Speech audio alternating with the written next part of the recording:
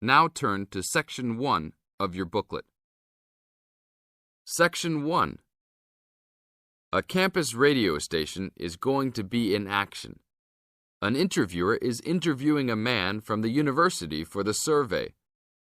Listen to the conversation between them and circle the best answer from A, B, or C for questions 1 to 4. You now have some time to read questions 1 to 4.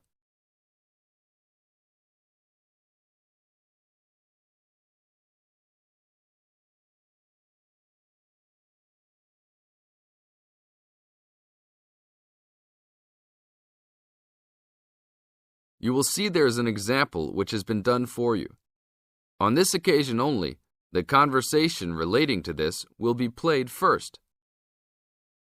Excuse me, I'm conducting a campus survey. Would you have time to answer a few questions? What's it all about? We're doing some market research for a new campus radio station starting in the next few months. That's okay. Sounds good. Great. I'll just work through this form with you. And if we could start with some personal background information? Sure. Right.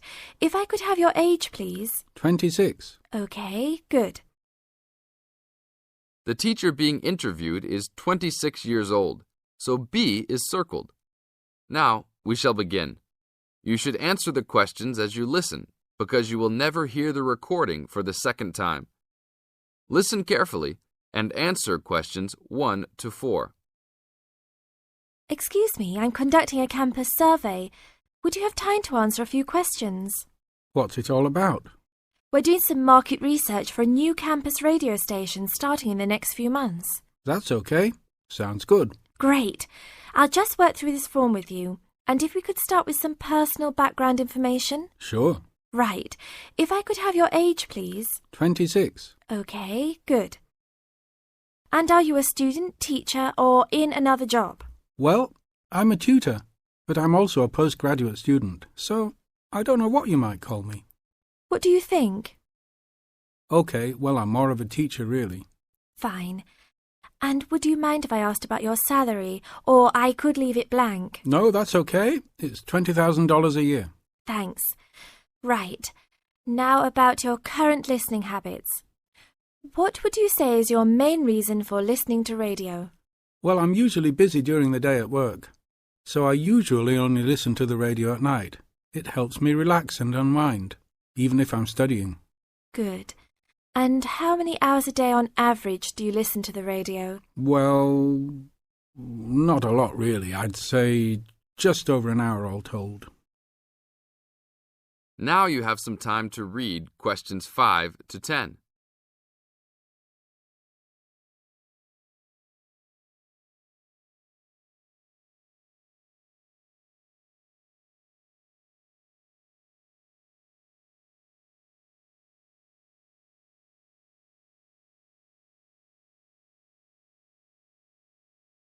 Now listen to the second part of the interview and answer questions 5 to 10.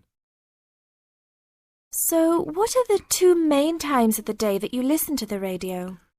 Well, for a little while around breakfast time, and then it tends to be later, after dinner, when I've finished any serious work I need to do. And what sort of radio programs do you like? I like the news, but I also like classical music. It helps me to relax. Fine. And turning to the new campus station, which type of programs would you prefer? I think the existing radio stations cater for my need for news. So I'd like to see programs about local information, providing a service to the campus community. And in the same vein, perhaps more for academic viewers, some lectures or relevant programs. I see. And if you had to give the new directors some specific advice when they set up the station, what would you tell them? I think I'd advise them to be careful about the quality of the broadcasts. The sound system. There are a lot of radio stations, and people can change their loyalty quickly if it doesn't meet their needs. I think they should do more of these kinds of interview too, talking with existing and potential customers. Oh, I'm pleased you think it's useful. Certainly, yeah. Good. Now, this station will not be fully funded by the university. So how often do you think it is tolerable to have adverts? I think, well, out of that list I'd say every quarter of an hour. Of course, that's providing they don't last for 10 minutes each time. Oh, quite. And are you interested in attending any of the special promotions for the new station? Yes, I'd be happy to, as long as they're held on the campus or nearby. OK, I'll note that down. And finally, may we put you on our mailing list? Well, I prefer not, except for the information about the promotions you just mentioned. OK. Can I have your name and address? Of course. I have a card I can give you. Oh, great. And thanks a lot for your time, and we look forward to seeing you. Yeah, sure. Thanks. This is the end of Section 1. Now you have half a minute to check your answers.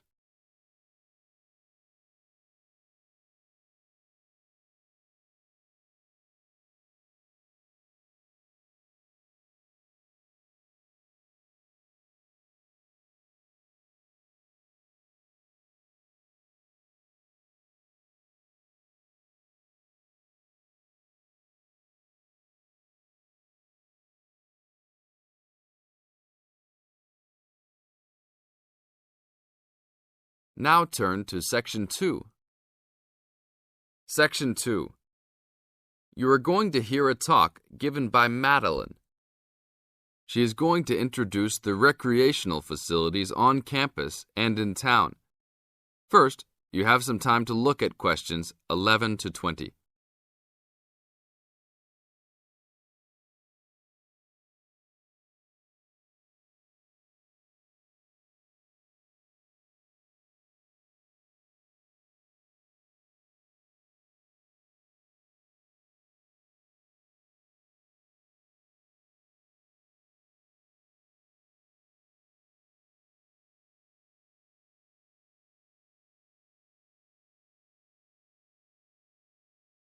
As you listen to the talk, answer questions 11 to 20. Well, good morning, everybody. My name's Madeline Stewart, and I'm here to tell you about the recreational facilities available on campus, and also to tell you something about what the town has to offer. You may already know that your Students' Union membership also includes membership of the Sports Union, which provides a range of sporting and recreational facilities on campus, much the same as those in most British universities. The Sports Union has football, tennis, and cricket teams in local competitions. And really, most sports are catered for in some way on campus, even if they're just social matches.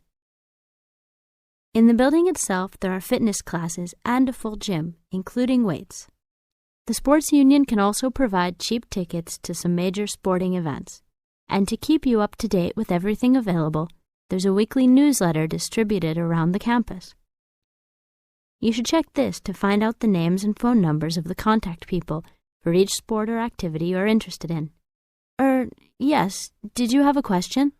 Yes, apart from what you've just said, does the Sports Union offer individual help in any of its activities, for example, in getting fit and healthy? Yes, we do. The Sports Union has a fitness assessment clinic every Friday, staffed by the resident sports trainer, who can provide advice on the best program for you and refer you to various charts. I'm sure you all realize that for any medical assessment or health problem, you should go to the University Medical Service. The sports trainer can also advise you on a suitable training program using the weights. And now on to Ashbury. For a town of its size, Ashbury has some unusually good leisure and sporting facilities, most of which are near the center of town and easily reached by bus from this campus. There's a new, well, almost new, Olympic-sized swimming pool. That's not quite in the central town area, but it's only a 5-minute walk from the bus stop. Above the pool, there's a high-tech fitness center that any of you more serious fitness lovers would need to check out. Then, in the center of town, there's a sporting complex called the Anderson Center, which contains squash courts and facilities for a number of other indoor sports, such as basketball. And just around the corner from the Anderson Center, in the main street there, is an indoor bowling alley. All of these facilities are listed in the weekly newsletter, so I encourage you all to look through it and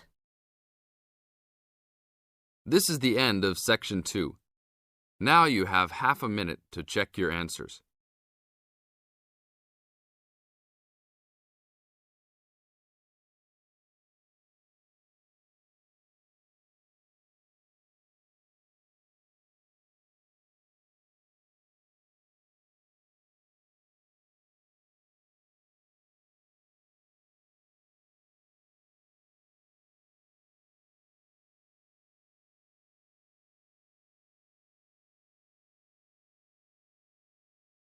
Now turn to Section 3. Section 3. You are going to hear a conversation among Dr. Archer, Larry, and Judy, talking about the new term. First, you have some time to look at questions 21 to 26.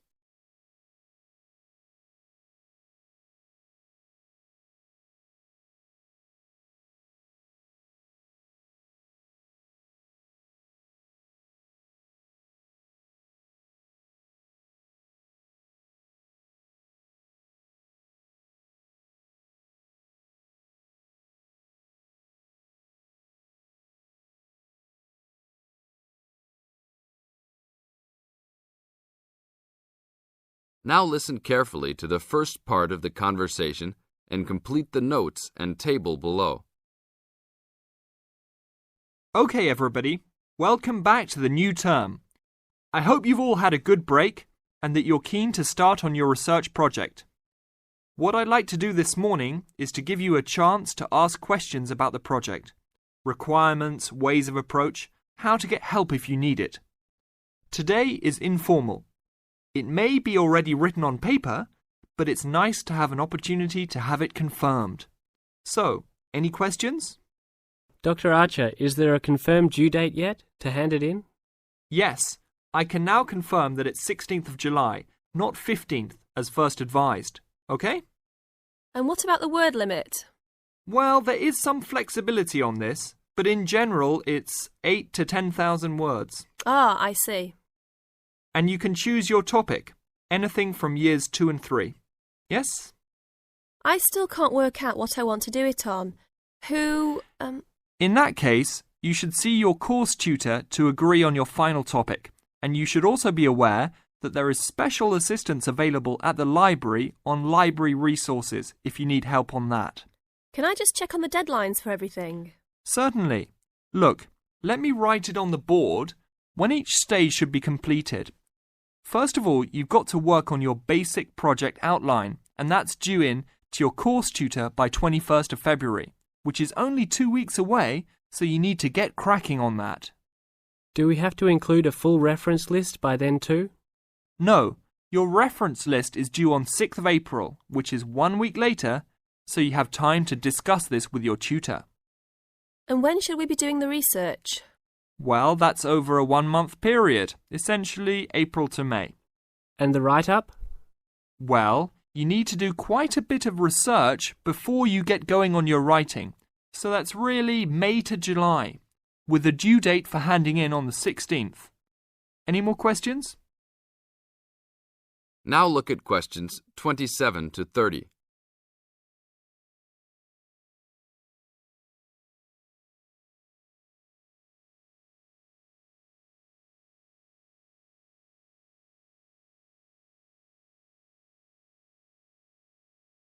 Listen to the second part of the talk and match A, B, or C with questions 27 to 30.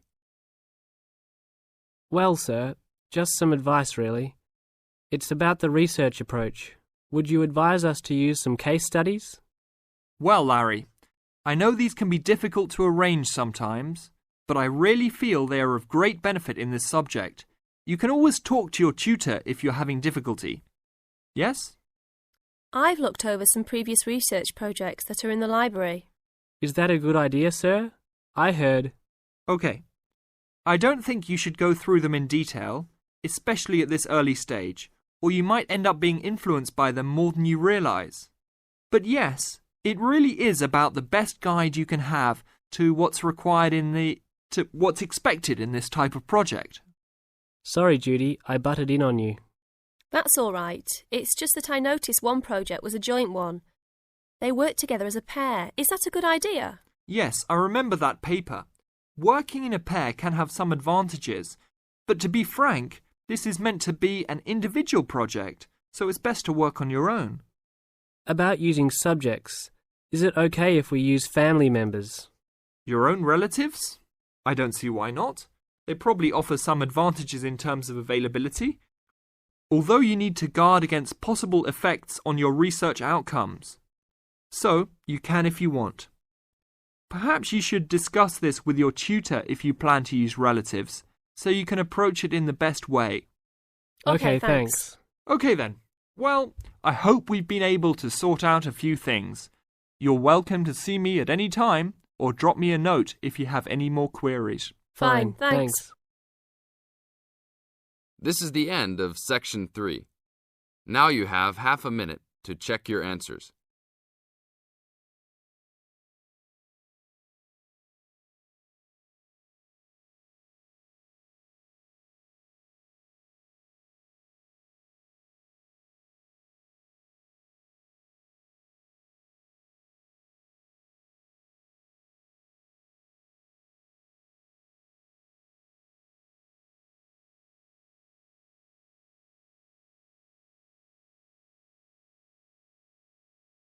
Now turn to Section 4.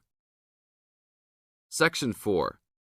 You are going to hear a lecture about the geographic information about Australia. You now have some time to read questions 31 to 40.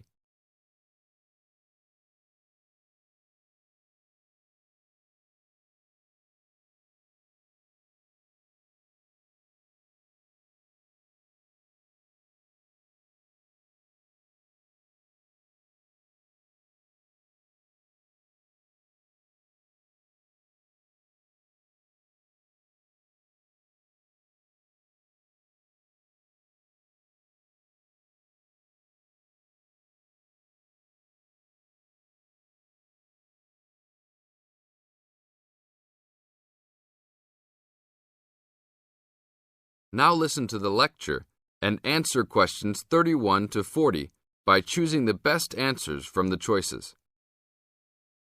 Good morning, everybody. We'll continue to look at Australia, and today look at one of its greatest natural challenges, water for the agricultural sector. As the only nation to occupy an entire continent, Australia has a unique environment, with much of it very flat and dry. One notable feature of the Australian continent is that it is the lowest of the continents. The average elevation is less than 300 metres, compared with the world's mean of 700 metres, and its highest mountain is only 2,228 metres, so it is overall a very flat country. It is also dry. In fact, Australia is the driest, after Antarctica, of the continents. Yet Australia has extremes of climate and topography. There are rainforests and vast plains in the north, snowfields in the southeast, deserts in the centre, and fertile croplands in the east, south, and southwest. And Australia contains some of the wettest areas on Earth. In western Tasmania and on the northern Queensland coast.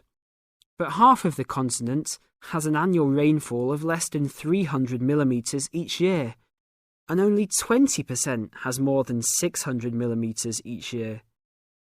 A major problem is that the limited water resources do not match up with where water is consumed. The major water resources are in northern Australia and Tasmania, whereas most of the agriculture and people are in southeastern mainland Australia. The agricultural sector is the largest consumer of both self-extracted and main-supplied water, using over 70% of total net water consumption. Electricity and gas supply, and water, sewerage and drainage services use notable amounts of self-extracted water. However, Net consumption in the household sector is the lowest, just 8% of total net water used. Australia's water use increased by 25% over the decade between the mid-1980s and mid-1990s. Much of this increase was due to irrigated agriculture, which, as noted earlier, accounts for over 70% of national water demand. Since the mid-1990s, the growth and profitability of irrigated agriculture has outstripped the dryland agriculture sector. Irrigated commodities contributed almost a third of total farm exports in the mid-1990s.